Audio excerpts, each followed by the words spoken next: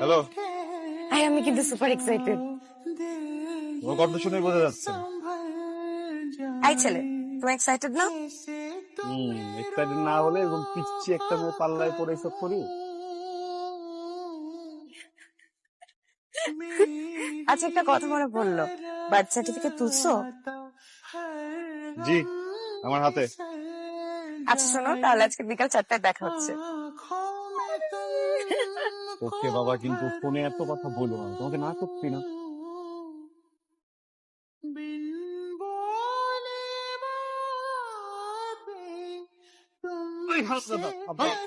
সারা জীবন খায়া না খায়া তোর আমি বড় করছি।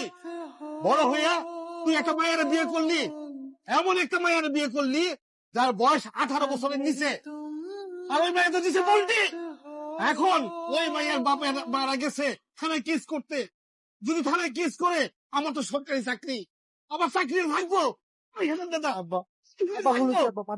তুই যে বিয়ে করছিস, তুই আমাদের দিকে চাস, সারা দুনিয়ার মানুষ জানবো। দিন পর্যন্ত তো তোমার বয়ফ্রেন্ড ছিলাম, তো আচ্ছা তো হাজবেন্ড। হাজবেন্ড হিসেবে প্রথমবার মধ্যে কিছু চাই। চাও? রিলেশনশিপে সিকিউরিটি এনশিওর করার জন্য বিয়ে করে ফেললাম। এখন তো কোনো কম্পিটিশন নাই, আমি তোমাকে ভালোবাসি, তাই না? কিন্তু আমার না একটু ভয় করে, হঠাৎ করে ফ্যামিলি জেনে গেলে বা কেউ জেনে গেলে অনেক ঝামেলা হবে। প্লিজ কাউকে বললাম। আর আগামী 1 বছর, তোমার 18 বছর না হওয়া পর্যন্ত আমরা এখন থেকে একটু কম যোগাযোগ করবো, আর কারোর চোখে যেন না পড়ি।